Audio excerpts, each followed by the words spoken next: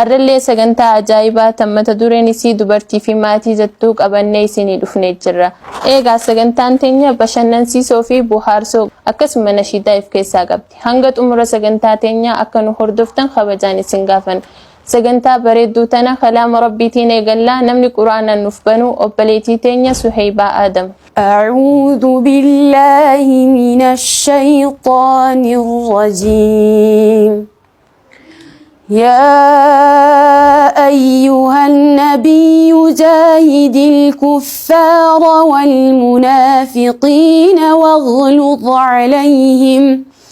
واغلظ عليهم ومأواهم جهنم وبئس المصير.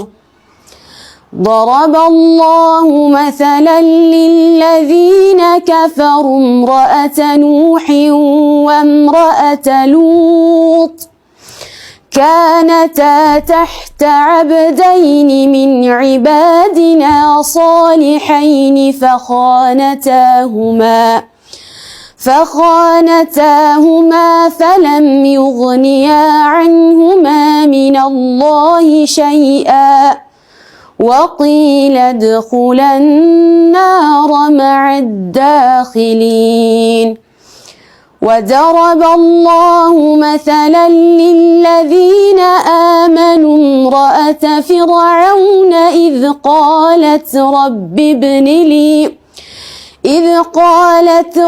ابن لي عندك بيتا في الجنة ونجني من فرعون وعمله ونجني من القوم الظالمين. ومريم ابنة عمران التي أحسنت فرجها فنفخنا فيه من روحنا وصدقت بكلمات ربها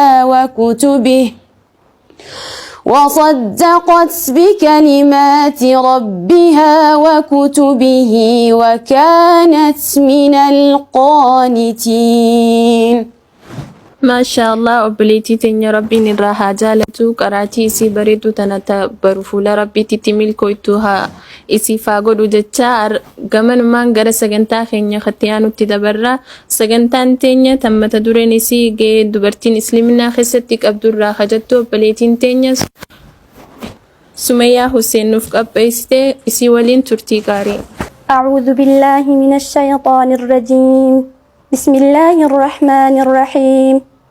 الحمد لله الذي أكرم المؤمنات في قرآنه الكريم وجعل الجنة تحت أقدام الأمهات.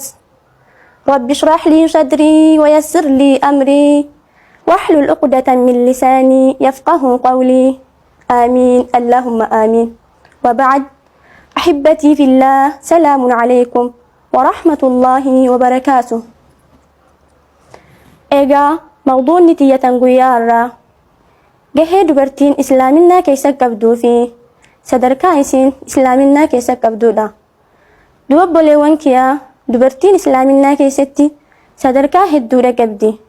Akkasuma gahee hedduudha qabdi. Duba ergamaan Rabbii sallallahu alayhi wa sallam hadiisa Uqbaa bin Aamir odeesse keessatti akkana jedhe. Namni ijoollee shamaraa sadi guddise, kan irratti obse, kan nyaachisee, isaan obaaseetiin uwwisee jedhe.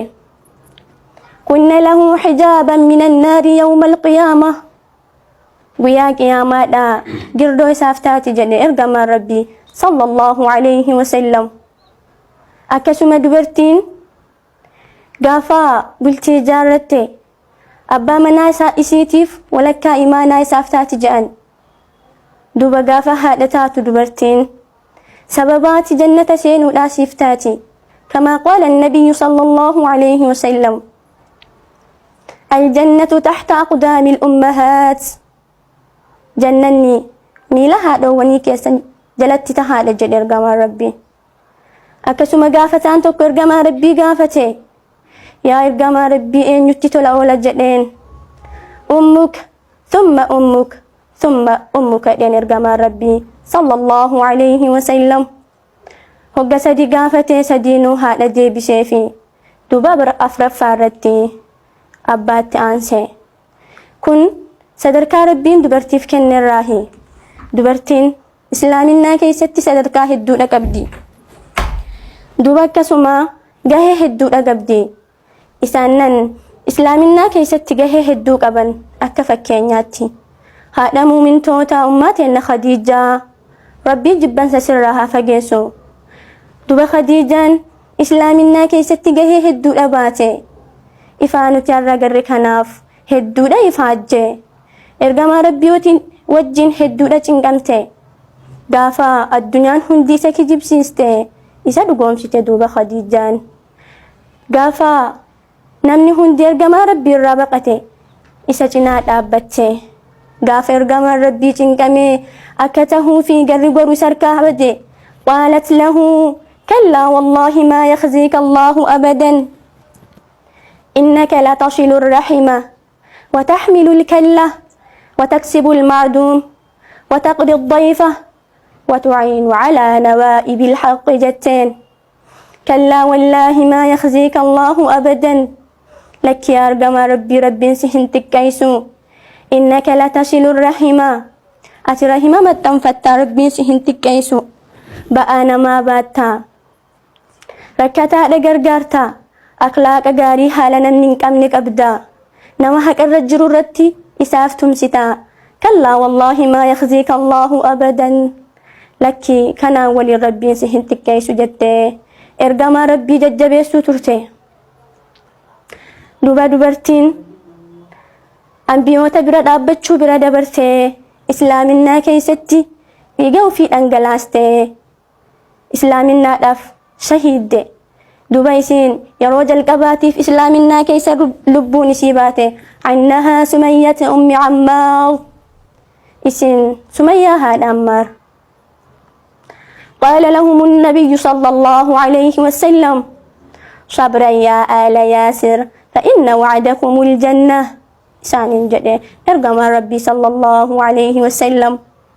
دوبا فاميليا كنا كيس دبرتي كنا فاتجرا ارقم ربي أكست جنتان إسان إفبال لما كربين سين إسان يفهمي.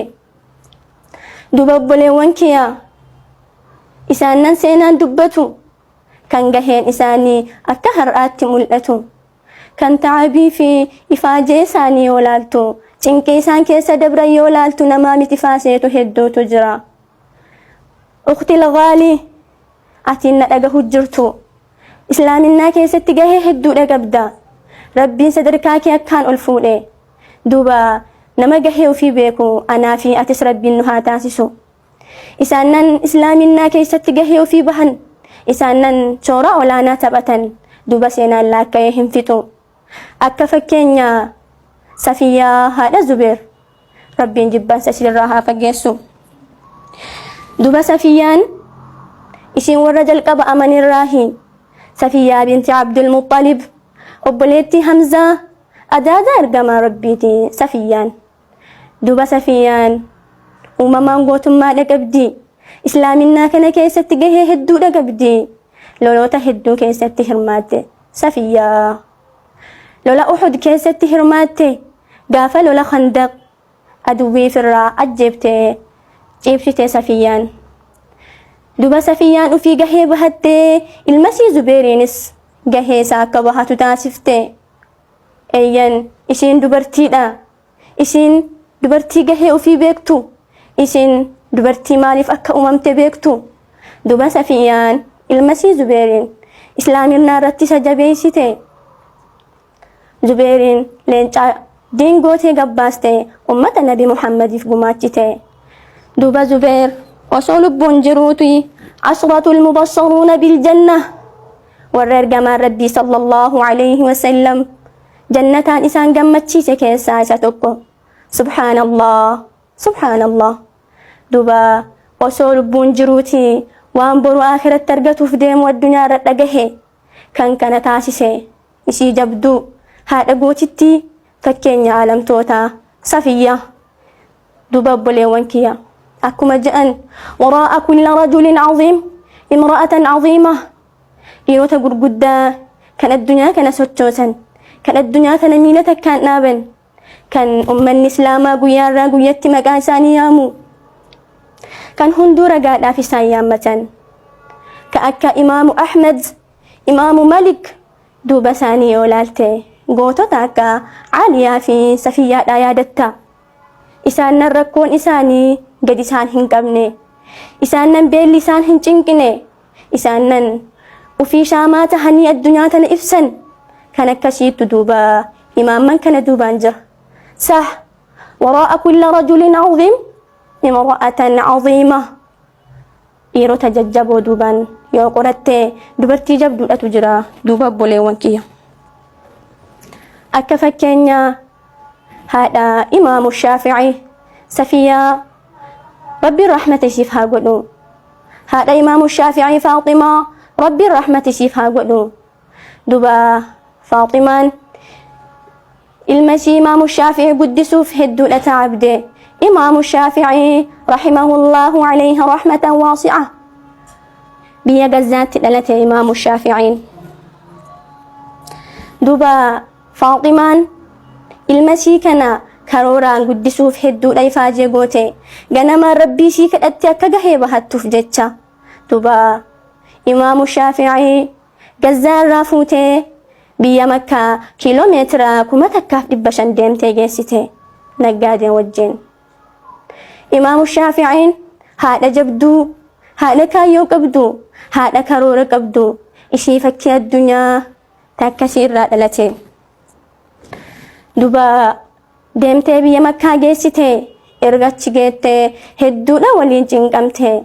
Waan nyaachistu dhabdee, akka itti barsiistu dhabdee hedduudha waliin ifaajjee. Duuba dadhabbiin sun kaayyoo ishee irraaf duuba hin deebisne. Ganamaan deemtee bikka horiitti qalan dhayxee lafee guurtee imaamu Shaafi'ii fiduu turte. Duuba imaamu Shaafi'iin lafee tanarra barachuu ture. Gaafa takka maal jetteen? Yaa Muhammad, imaamu Shaafi'ii rahimahullahu alayhi rahmatan waasi'a. Maqaan isaanii Muhammad bin Idris jedhama. Duuba maal jetteen? Yaa Muhammad, aniin tun dardara, aniin tun heeruma fedha, laakiin sii kana ummata Muhammadiif gumaachuun qaba. Sii kana ummata Muhammadiif hin gumaacha. Natti haafuu jettee fedhinnaa ishee irraaf qabdee ilma ishii addunyaadhaaf ibsite. Eeyyan isiin gahee ofii beektu akkas turte. Duuba imaamu Shaafi'ii jechuun Shamsuddiin aduudiin kanaati. Imaamu Shaafi'iin kan addunyaan guutuun irra maqaa isaa yaamtu, kan addunyaan guutuun akka ifaatti isa ibsattu. Imaamu Shaafi'iin akkas ture.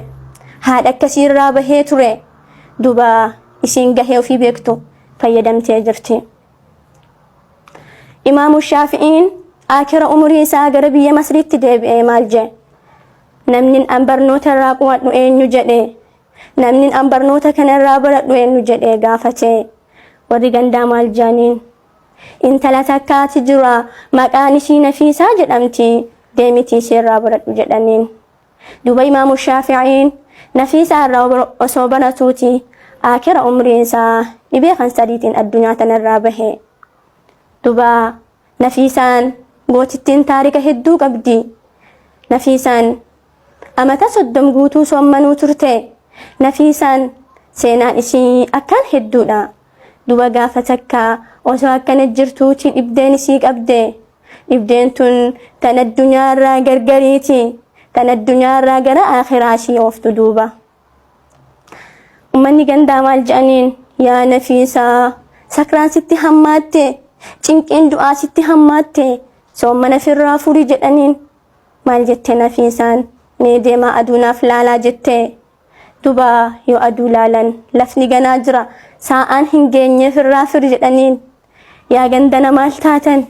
Ankanin rabbii kiyya amata guutu. Ankanin amata 30 guutuu soommanee haala soommana qabuun haala akkana jiru rabbii kiyya qunnamaa jedheeti.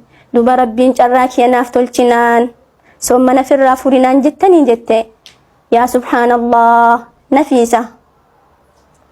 Duuba osoo akkana jirtuuti lubbuun isii baate الدنيا رسوم منك أبتي آخرة ربي سيبر فرتتي الدنيا رتي سوم منك أبتي آخرة ربي سيبرتي فروفتتي دوبا نفيسان سبحان الله إساننا كانت الدنيا تنرترا أختي الغالي أتينا لقى هجرتو أنين دبتشو جرو إسلامنا كيسا قهي هدو لقمنا أتي جتشون عالما قافاتي ججرمتي الدنيا نججرمتي ربين صدركاكي والسفوني تجرى دوباتي قهين أتك أبو تكامتي أختي الغالي وفين تفتن وفين تكيسن قهين كلافتو متي أتي مدرسانا أتي ججرتو الدنيا تناتي دوبا بوليتي تيا أنا دبتنف أتينا لقيتس ربين ورقه وفي بيكي اتفايا دمو نهاتاسسو يوني فين حقا قنمي ربيك يراهي يوني فين دقنقري نفسي في تيافي شيطان ضاي وآخر دعوتي وبالله التوفيق سلام عليكم ورحمة الله وبركاته.